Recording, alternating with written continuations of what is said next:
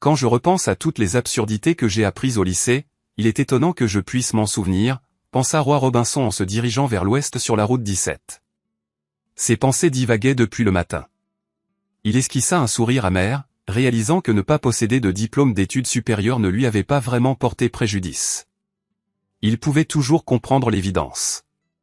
Pendant son adolescence et tout au long de ses années de lycée, on avait enseigné à Roy que l'honnêteté, la loyauté et le dévouement étaient des qualités admirables, des vertus que chacun devait respecter et incarner. Désormais, ces mêmes idéaux semblaient le hanter. Donna se comportait de manière quelque peu distraite. Peut-être que distante était un terme plus précis. Depuis que leur fils était parti à l'université il y a 3 mois. Il ne pouvait pas tout à fait identifier ce qui avait changé, mais il devenait de plus en plus évident pour Roy que lui et Donna n'étaient plus sur la même longueur d'onde. Tout est devenu flagrant lorsque Ben Miller l'a appelé au travail. Lui et Roy étaient amis depuis le collège. Après une bagarre pour une broutille, aucun des deux n'avait réussi à blesser sérieusement l'autre. Mais ils s'étaient éloignés de cette échauffourée avec un respect nouveau. Quelques semaines plus tard, ils étaient devenus les meilleurs amis du monde et l'étaient restés depuis. Ben était employé dans la même grande compagnie d'assurance que Donna. Il était actuaire, tandis que Donna travaillait au service des technologies de l'information. Le bureau de Ben était situé plusieurs étages au-dessus de celui de Donna, de sorte qu'ils interagissaient rarement au travail. Cela n'a pas empêché Ben de surprendre une conversation un jour. « Roy, tu ne vas pas apprécier ça, mais je ne serais pas un bon ami si je ne te disais pas ce que j'ai entendu ?» dit Ben dès que Roy a répondu au téléphone. « Il y a quelque temps, je devais livrer des documents à la réception. Les tacos que j'avais mangés au déjeuner ont commencé à me causer un inconfort au moment où je suis arrivé, alors je me suis précipité aux toilettes au 2e étage. Pendant que j'étais dans les toilettes, 2 hommes sont entrés et j'ai entendu leur conversation. L'un d'eux, nommé Jim, racontait à l'autre qu'il prévoyait de coucher avec une femme nommée Donna pendant les 2 prochaines nuits.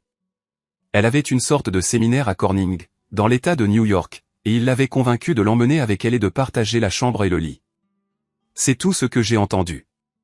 Roy, je n'ai aucune idée s'il s'agissait de ta Donna ou si ce qu'il a dit était même vrai, admit Ben. Mais je sais que je voudrais être informé de ce genre de conversation si le nom de ma femme était Donna. Ah, c'est assez intéressant, admit Roy, visiblement surpris. Donna part à Corning demain pour un séminaire. Elle sera absente pendant 2 nuits. Maintenant, je suis inquiet. Je ne vois pas ce que tu peux faire, répondit Ben. Si tu essaies de la forcer à rester à la maison et à expliquer pourquoi, elle dira simplement que je suis un crétin fini.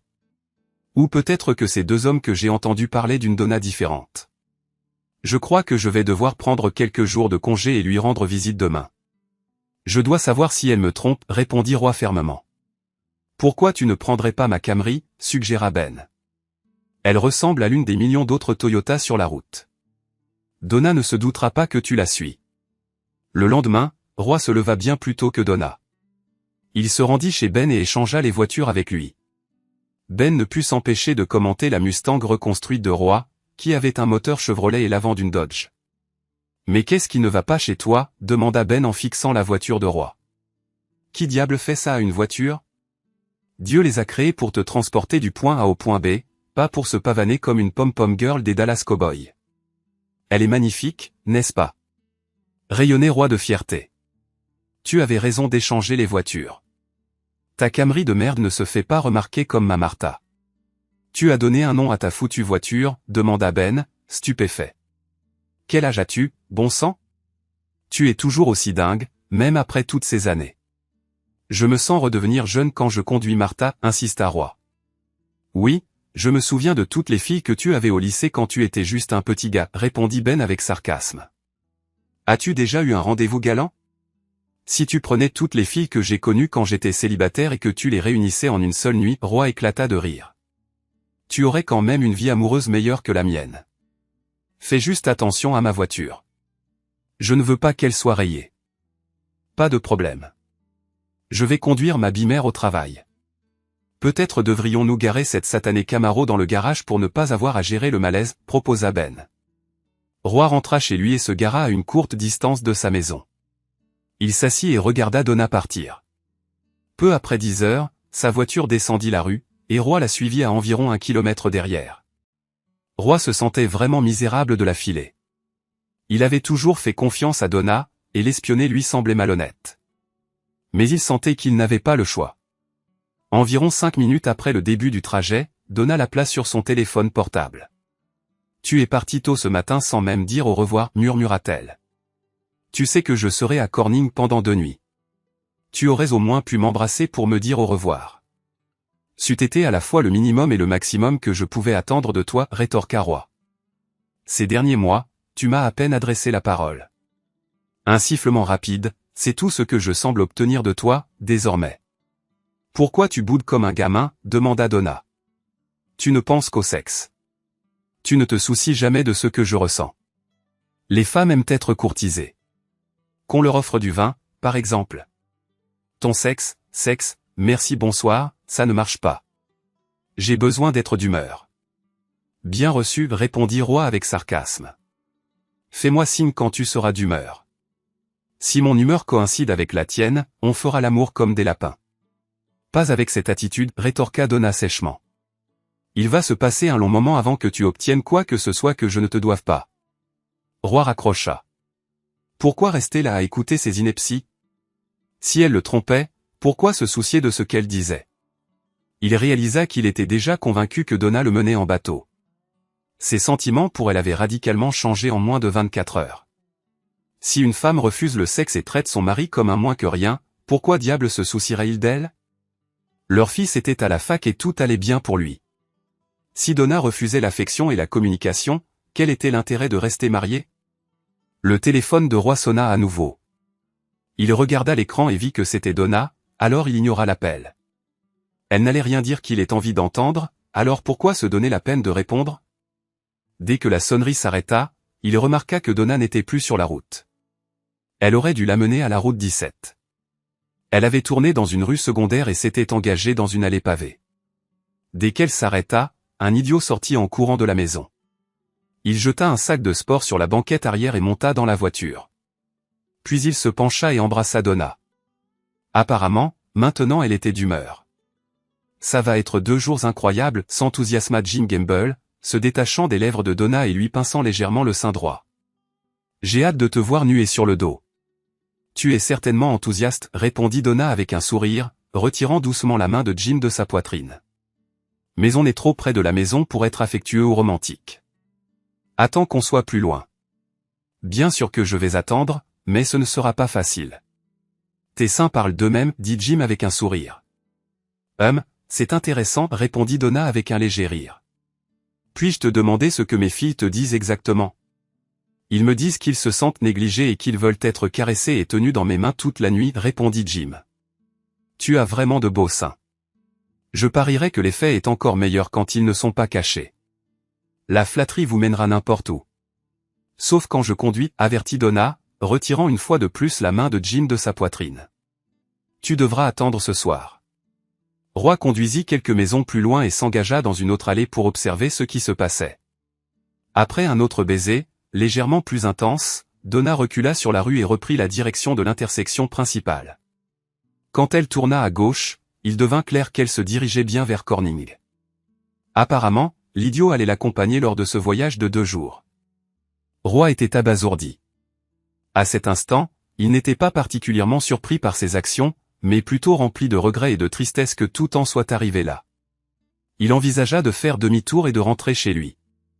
Il en avait vu assez pour comprendre ce qui se passait, mais il sentait qu'il devait aller jusqu'au bout.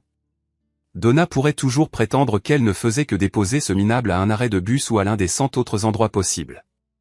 Roy était quelques voitures derrière Donna sur la route 17 lorsqu'elle bifurqua à droite et prit une sortie.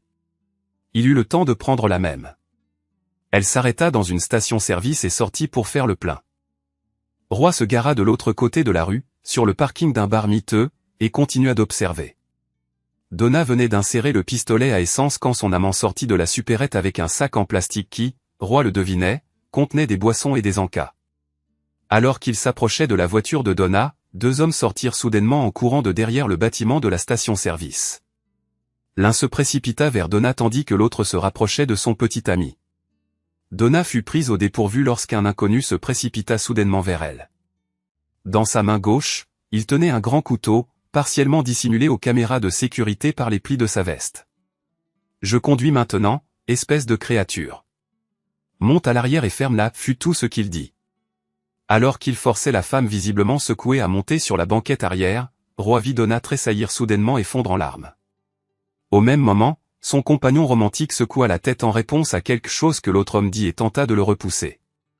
Le type frappa rapidement l'idiot au ventre et le poussa sur la banquette arrière alors qu'il était encore courbé en avant. L'homme qui avait abordé Donna la fit asseoir rapidement de l'autre côté de la banquette arrière. Dès qu'elle fut à l'intérieur et la portière refermée, l'agresseur sauta sur le siège conducteur et s'engagea prudemment sur la route. Pour Roy, il était parfaitement clair que la situation venait de prendre une tournure très défavorable pour Donna et son petit ami. Roy parvint à garder son sang-froid et commença à suivre la voiture. Il attrapa son téléphone portable pour appeler le 112, mais l'appareil était hors service. Plus inerte qu'un pissenlit de l'année dernière. Il avait un câble de chargement dans sa poche arrière, mais il n'osait pas le chercher à tâtons, craignant de perdre de vue la voiture de Donna qui accélérait à 199, cette fois en direction de l'est sur l'autoroute. Suivre la voiture de Donna s'avéra plus simple que Roy ne l'avait prévu. Il conduisait à la vitesse autorisée et restait sur la voie de droite. De toute évidence, le conducteur comprenait que se faire discret attirerait beaucoup moins l'attention. Roy réussit finalement à extraire le câble de chargement de sa poche arrière. C'est alors qu'il réalisa qu'il ne savait même pas si la vieille Camry qu'il avait empruntée à Ben possédait un port qu'il pourrait utiliser, ni où il pourrait se trouver si c'était le cas. Il tenta de scruter le tableau de bord sans détourner son attention de la voiture de Donna. Au moment même où il repérait le port USB, l'autre voiture quitta l'autoroute 86. Roy sourit et suivit sans hésitation. Par un coup de chance, ils s'arrêtèrent à quelques kilomètres seulement de sa propre résidence. Il connaissait très bien le coin. « Où nous emmenez-vous » demanda Donna, commençant à dépasser sa panique initiale. « Vous pouvez prendre notre argent. Relâchez-nous, c'est tout. Nous ne contacterons même pas les autorités. Je vous le promets. » L'homme assis sur le siège passager avant se retourna et fixa Donna. Elle fut frappée par l'intensité de son regard. Il n'y avait aucun espoir dans ses yeux, mais il y avait de la rage. Cette putain de voiture vaut plus d'argent que je n'en ai jamais vu en un seul endroit. Je ne suis qu'un pauvre type, pourtant. Vous n'avez jamais pris le temps de me connaître ou même de vous soucier de moi. J'ai cessé de faire ce qu'il fallait à cause d'un tas de promesses vides. Ce n'était que des mensonges. J'entends ce que vous dites vraiment. Vous allez lâcher la police sur nous à la première occasion. Vous n'en aurez pas l'occasion. Nous allons nous faire discrets, nous diriger vers un endroit où des gens comme vous ne mettraient jamais les pieds s'ils avaient le choix. C'est un endroit où seuls les déshérités vont. Seuls les pauvres connaissent même ces endroits. J'ai des amis dans la police d'État, insista Jim. Ils vous traqueront, bande d'ordures, jusqu'aux portes de l'enfer pour cette merde. Relâchez-nous, c'est tout. Au final, ce sera bien mieux pour vous. C'est ça que vous ne comprenez pas, dit l'homme sur le siège passager. Les gars comme nous n'ont pas de projet à long terme. On a essayé de trouver du travail, mais on n'a reçu aucune offre, sauf de femmes qui trichent, et même là, on n'a pas l'argent pour les payer. Vous avez juste eu la malchance d'être ceux qu'on a choisis, ajouta le conducteur. On a pris l'argent à la pharmacie à côté de la station-service. Il y a eu un petit malentendu et notre chauffeur nous a abandonnés, alors on a dû improviser. Vous veniez de faire le plein et les clés étaient dans votre main, alors on vous a choisi. Vous avez braqué une pharmacie, siffla Jim. Vous ne vous en sortirez pas comme ça. Les flics vous colleront derrière les barreaux avant la nuit. Vous feriez mieux d'espérer qu'ils le fassent, rétorqua le conducteur. On n'a pas l'intention de se rendre, alors ils vont devoir se donner du mal pour nous appréhender. Vous pourriez ne pas finir du bon côté de cette route. Roy ralentit lorsque la voiture s'engagea sur une route étroite. Puis elle se gara dans une allée de gravier, mais Roy continua tout droit. Il savait précisément quelle propriété les voleurs de voitures avaient choisi.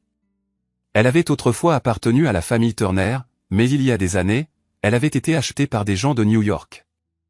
Ils avaient installé quelques mobil-homes sur la propriété, qui étaient surtout utilisés le week-end et pendant les mois d'été. Roy avait entendu dire que les propriétaires étaient décédés et que leurs enfants ne s'étaient jamais souciés de la propriété. Les caravanes étaient abandonnées depuis des années, la dernière fois que Roy les avait vues, c'était il y a 2 ans, pendant la saison de la chasse. L'endroit avait l'air extrêmement délabré. Roy savait qu'il n'y avait pas une seule maison dans un rayon de plusieurs kilomètres, du moins aucune qu'il aurait envie d'approcher. Les habitants de cette région rurale de New York n'appréciaient pas particulièrement les étrangers. Ils avaient peu de raisons de faire confiance au gouvernement ou à la police. Le vrai problème était que le service de téléphonie cellulaire dans cette zone était pratiquement inexistant. Les montagnes bloquaient efficacement les signaux des antennes situées à des kilomètres de là. Même s'il rechargeait son téléphone portable, il était peu probable qu'il capte un signal. Il tourna sur un chemin de terre envahi par la végétation et se gara. L'idée de laisser Donna avec ses hommes rendait Roy malade. Il l'avait aimée toute sa vie d'adulte. Elle lui avait donné un fils. Il ne pouvait se résoudre à l'abandonner maintenant, alors qu'elle avait vraiment besoin de lui. Les maris protègent leurs femmes. C'était leur devoir. « Quel est votre nom ?» demanda le conducteur en s'arrêtant à côté de ce qui avait été autrefois une caravane habitable. Maintenant, elle ressemblait plus à une ruine ou à une cabane en bois à moitié enfoncée. Comme aucun des captifs ne prononçait un mot, l'homme arracha le sac à main de Donna et l'ouvrit. Il sourit en y découvrant 3 billets de $100 et quelques cartes de crédit. Il les glissa dans sa poche avant d'extraire complètement le portefeuille. « Que Dieu vous bénisse, Madame Robinson. »« On a vraiment besoin de cet argent » déclara le conducteur en continuant de fouiller dans le portefeuille de Donna. « Madame Robinson » demanda son complice, en examinant le portefeuille qu'il venait de retirer de la poche arrière de Jim. « Ce type s'appelle James Gamble. Êtes-vous sûr qu'elle est mariée ? Il y a une enveloppe avec des billets de baseball adressés à une certaine Madame Donna Robinson et quelques photos d'elle avec un type qui, bon sang, n'est certainement pas celui-là. Alors, êtes-vous veuve, Madame Robinson, ou bien avez-vous une liaison avec cet abruti ? Demanda l'homme avec un sourire narquois. À en juger par la façon dont vous rougissez et fixez vos pieds, je crois que vous venez de répondre à ma question. On est peut-être des bandits, mais vous avez un petit secret. On dirait que votre mari est sur le point de devenir un simple souvenir. Si vous étiez resté à la maison avec lui au lieu de courir avec ce minable, vous seriez bien mieux. C'est juste un collègue. Nous allions à un séminaire de 2 jours à Corning pour le travail. J'aime mon mari, insista Donna. Aviez-vous l'intention de coucher avec votre collègue ce soir ? Demanda l'autre voleur, brandissant maintenant une arme à feu.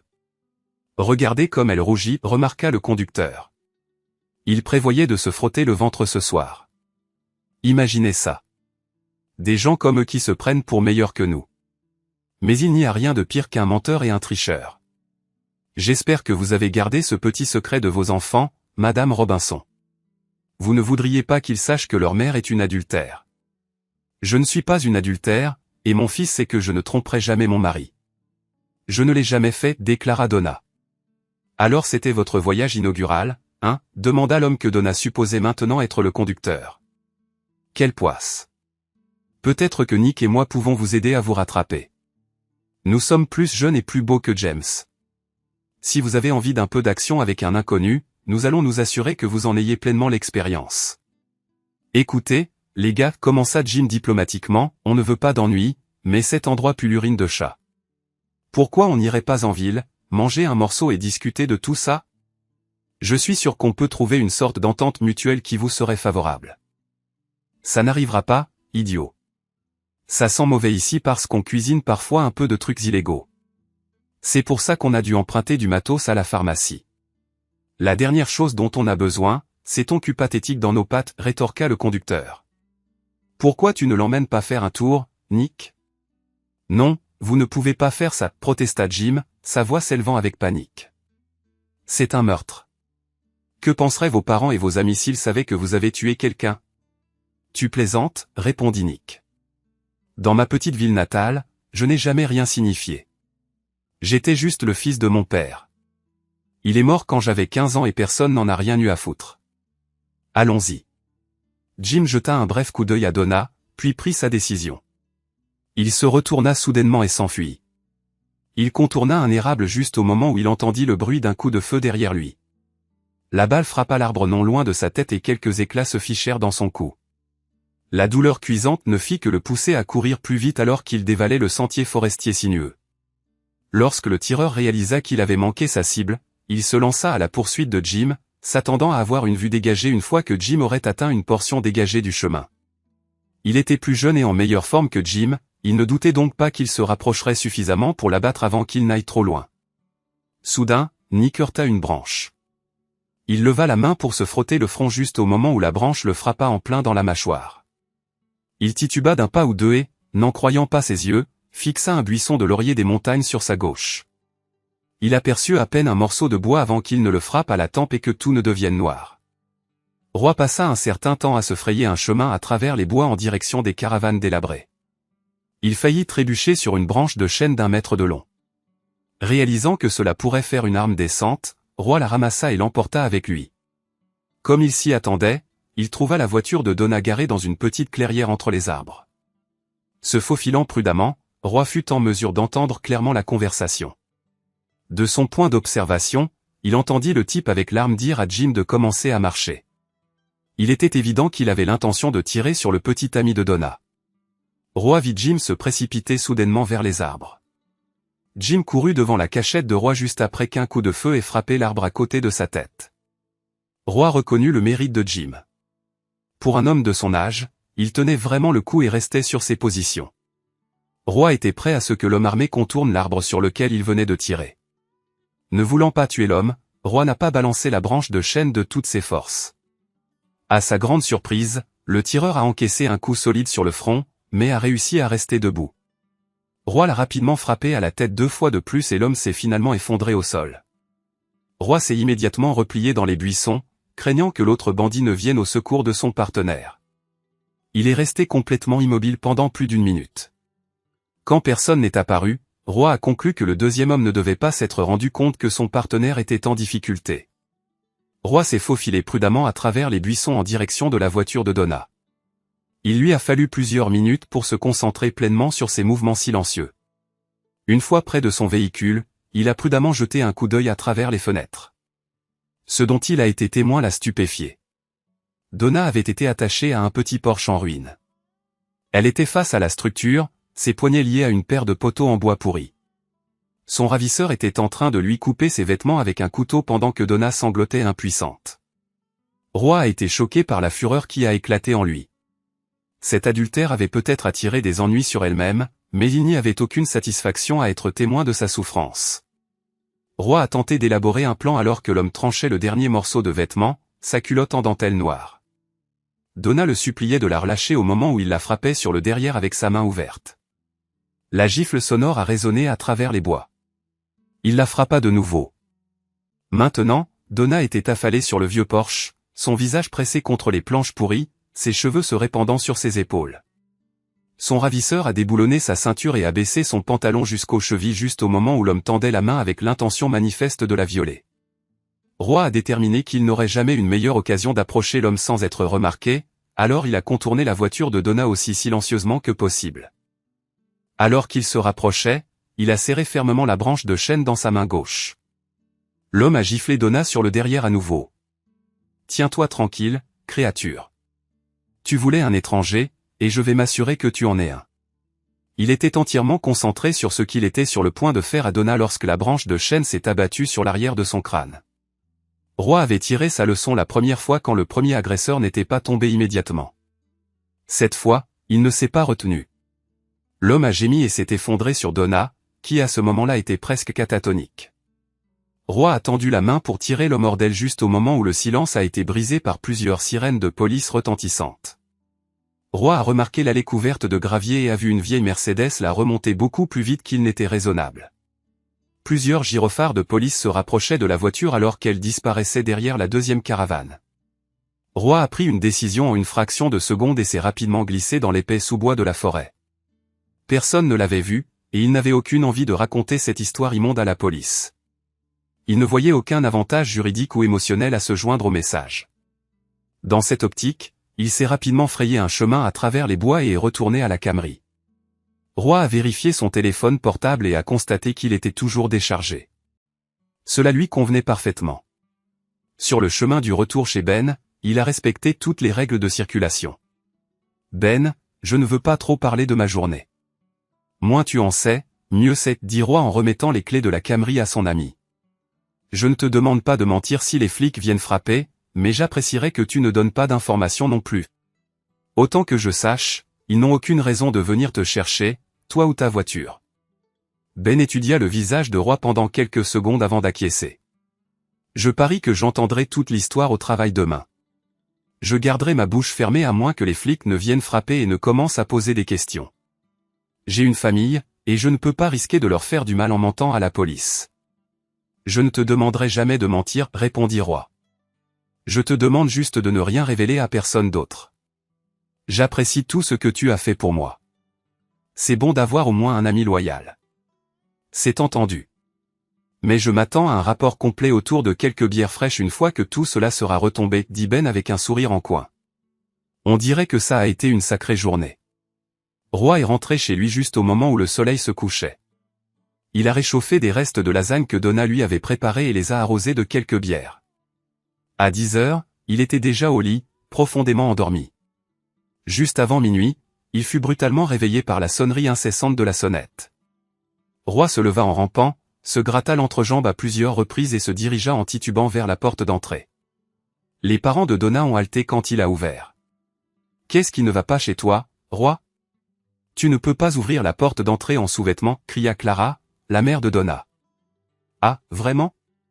Très bien, répondit Roy en claquant la porte, en la verrouillant et en tirant le verrou. Il était à mi-chemin de sa chambre lorsque la sonnette a sonné à nouveau. Il sourit en fermant la porte de la chambre et s'allongea sur le lit. La sonnerie persistante était de la musique à ses oreilles. Ce n'était pas Donna, mais ils avaient élevé cette créature. Il ne se laisserait plus jamais marcher sur les pieds par sa belle-mère. Roy se réveilla avec une matinée claire et vive. Il avait déjà pris son jour de congé, persuadé qu'il suivrait Donna jusqu'à Corning. Il se rasa et prit une douche avant de s'atteler au genre de tâche qu'un homme doit affronter lorsqu'il réalise qu'il ne peut plus faire confiance à sa femme. Il réussit à obtenir un rendez-vous avec un avocat dans l'après-midi, il passa donc la matinée à faire le tri dans ses finances. Pendant ce temps, Donna se battait pour survivre. Jim s'était enfui dans les bois, et le maniaque enragé l'avait poursuivi, tirant des coups de feu. Moins d'une minute plus tard, le chauffeur avait attaché les poignets de Donna au poteau pourri de la véranda délabrée, devant une caravane en ruine. Elle fut laissée seule avec un psychopathe. Une fois qu'elle fut immobilisée, l'homme commença à déchirer ses vêtements. Il la manipula brutalement, ses actions délibérées et cruelles. Donna le supplia d'arrêter, de la relâcher, mais ses cris restèrent vains alors qu'elle se retrouvait exposée et terrifiée. Il la frappa avec une force brutale avant même qu'elle puisse réagir à la douleur. Il la frappa à nouveau. Cela lui ôta toute combativité, et elle s'effondra, courbée sur la vieille véranda. Elle endura 2 autres coups violents sur son postérieur avant de sentir la main de l'homme commencer à violer son espace personnel. Elle se prépara à ce qui allait arriver. Soudain, à côté de son choc, l'homme s'effondra sur elle et ne bougea plus, car il était allongé sur elle. Elle ne savait pas s'il était toujours en train de l'agresser ou si quelque chose lui était arrivé. Puis Donna entendit des sirènes.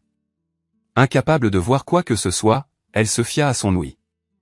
Un véhicule grilla les pneus en s'arrêtant, et une portière claqua. Plusieurs voix retentirent, clairement des forces de l'ordre, criant à l'homme de lever les mains.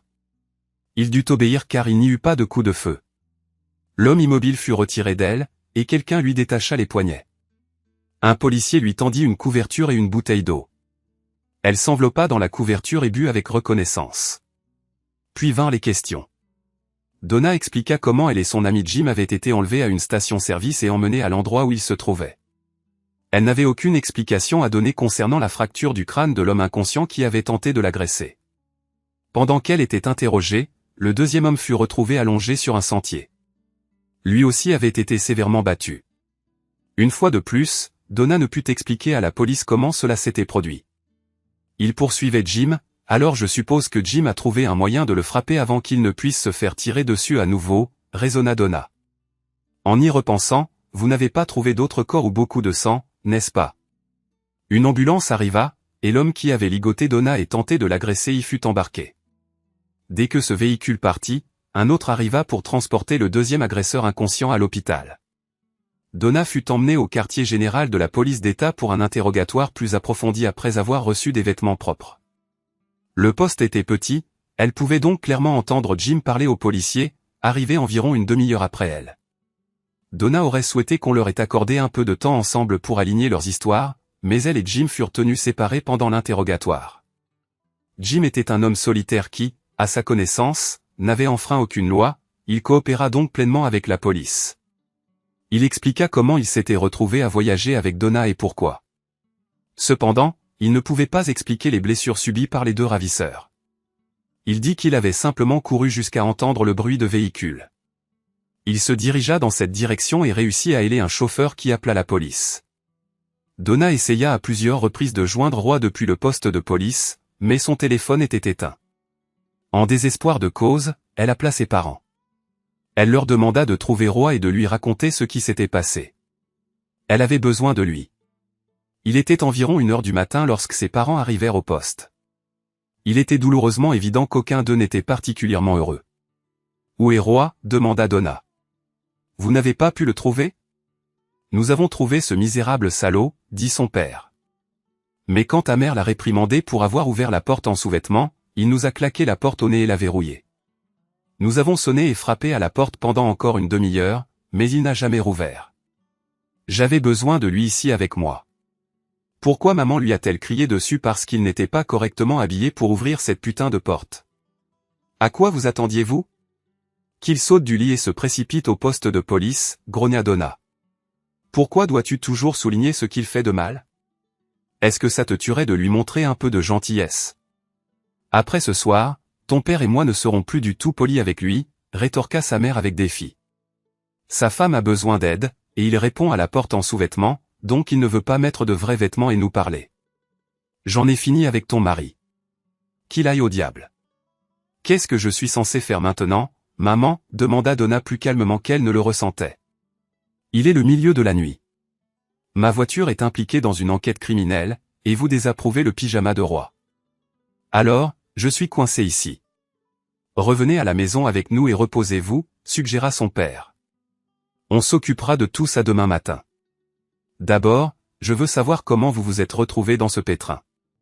Quand Roy est rentré de son rendez-vous avec le nouvel avocat, Donna était assise dans le salon. Il lui a fait un signe de tête et s'est dirigé vers l'escalier. « Tu n'es pas curieux de savoir pourquoi je suis à la maison ?» demanda Donna. « Pourquoi ton fichu téléphone était-il éteint? Pourquoi n'es-tu pas au travail ?» Roy a continué à marcher. Il est monté à l'étage et s'est changé pour mettre des vêtements plus confortables pour travailler dans le jardin. Quand il est revenu au salon, Donna a repris exactement là où elle s'était arrêtée. « Je t'ai posé quelques questions, et j'attends des réponses, » lança Donna. « Tu ne peux pas simplement m'ignorer comme tu ignores ma mère. » C'était plutôt drôle, en fait, répondit Roy avec un sourire narquois. La vieille sorcière pensait qu'elle avait le droit de me faire la leçon parce que je n'avais pas ouvert la porte comme elle le voulait. Je crois qu'elle a compris qu'elle ne devait plus refaire ce genre de bêtises. Drôle, répéta Donna. Je l'ai envoyé te chercher parce que j'avais besoin de toi, et ton téléphone était éteint. Tu n'es jamais là quand j'ai besoin de toi. Roy ne put s'empêcher de se rappeler la veille, lorsque sa femme avait ligoté et déshabillé un inconnu qui s'apprêtait à l'agresser. Il avait été là quand elle avait eu besoin de lui, mais elle n'avait pas vraiment été là pour lui depuis longtemps. Il hocha la tête, força un sourire et se dirigea vers le garage pour prendre sa tondeuse à gazon. Il ne voyait aucune raison de rester là à écouter la leçon de morale qu'il savait imminente. Alors qu'il ouvrait la porte du garage, Donna entra en trombe, furieuse. « Qu'est-ce qui ne va pas chez toi? Je te parlais, et tu t'en vas comme ça. Tu es bourré. » « Écoute, il y a le journal local, » dit Roy calmement, en pointant du doigt le journal qui traînait sur l'allée. « Lis ça, et ensuite on en parlera. » Créature. Donna était stupéfaite par le ton de Roy. Il ne lui avait jamais parlé comme ça auparavant.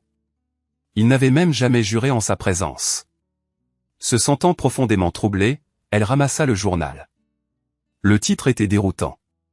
L'article lui-même était encore pire. Roy l'avait déjà lu dans le bureau de son avocat, il savait donc exactement ce qu'il contenait. Dans l'ensemble, c'était assez simple. L'amant de Donna chantait comme un canari. Le journal l'avait interviewé alors qu'il quittait le poste de police et avait réussi à inclure ses déclarations dans l'édition du lendemain.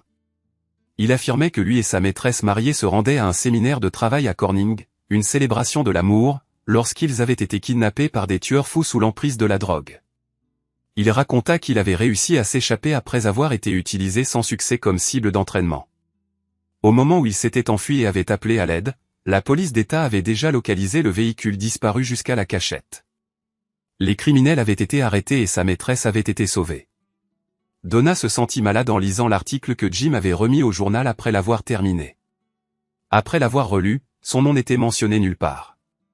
Peut-être que personne ne la relirait à Jim. Puis elle vit la version des faits de la police. Elle était imprimée juste à côté de l'interview de Jim.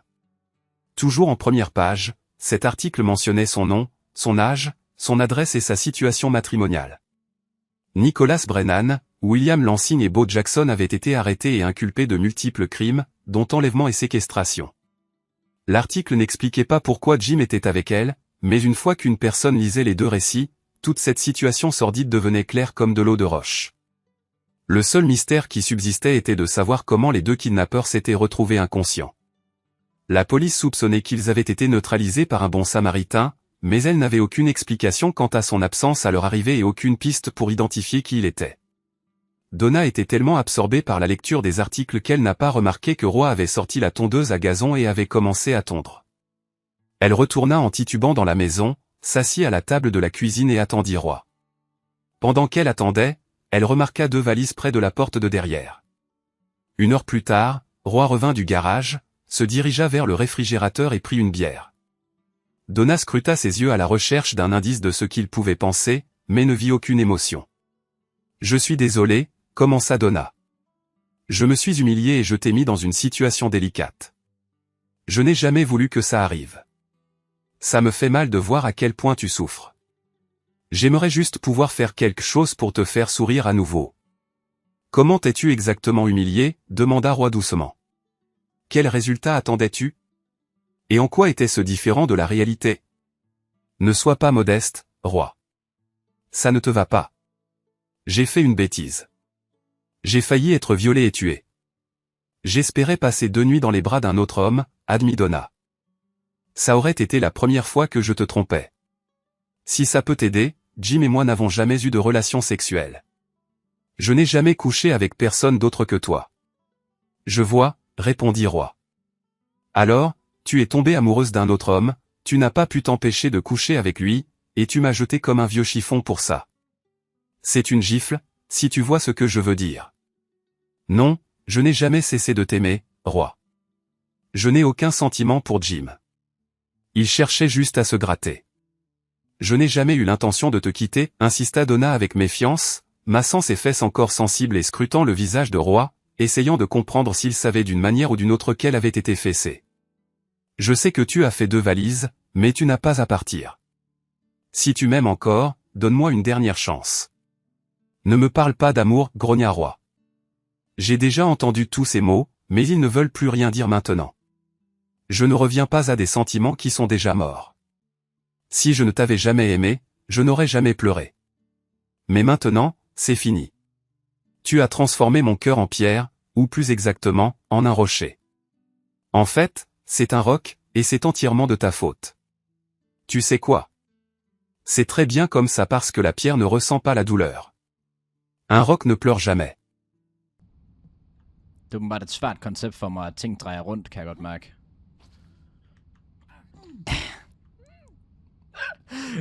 Er det rigtigt, eller hvordan? Det skal være fake, synes jeg. Fuck, den går hurtigt, den her. Ej, nej. Det ligner virkelig, du har styr på det. Jeg tror, Klem bliver stresset, bro. Jeg er lige faldet ned sådan 4 gange.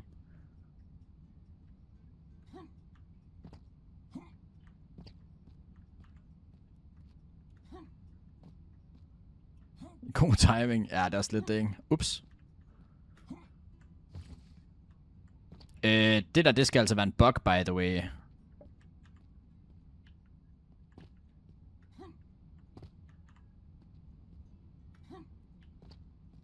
Okay, jeg har ro til nu.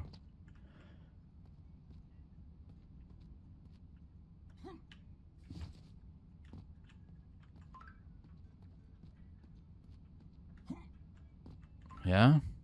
Ja.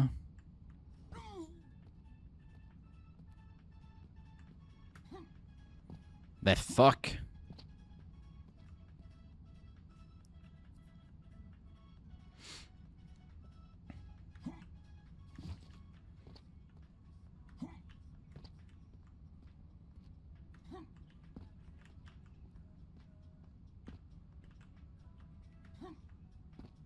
Jeg synes altså, det er mærkeligt. Sådan altså, fysikken i spillet giver ikke nogen mening. Ens momentum forsvinder bare.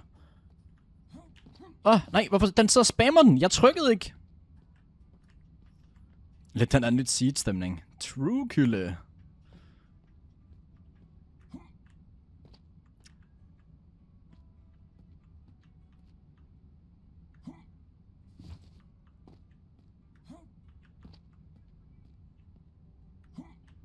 Ja, rundt her. Ned her.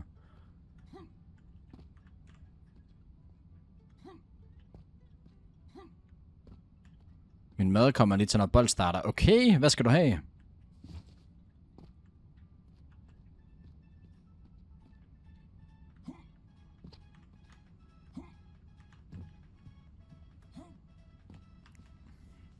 Sushi.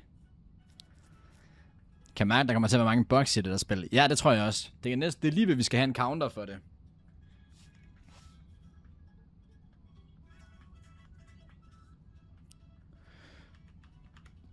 Ignorer lige frisøren i dag, gutter, så vi kommer lige ud af badet, okay? Det kan vi ikke aftale det. Ja. Nej.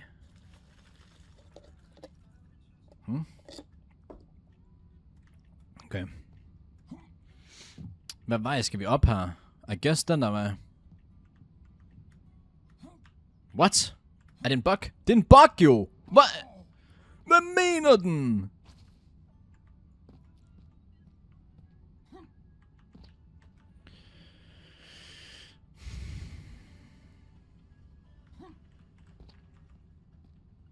Ikke upfade, der står i fitness og gameplay in stream elements points, by the way.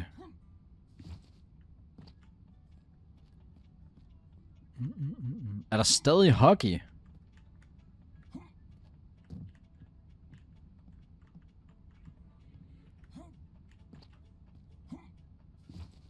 Nej!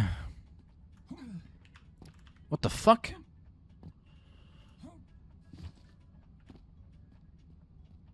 Fik ikke de 50.000? What?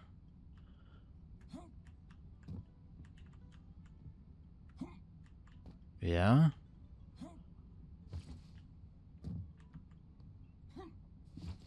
Okay. Ja. Okay. Vi vandt 4-0 i går. Danmark mod Italien.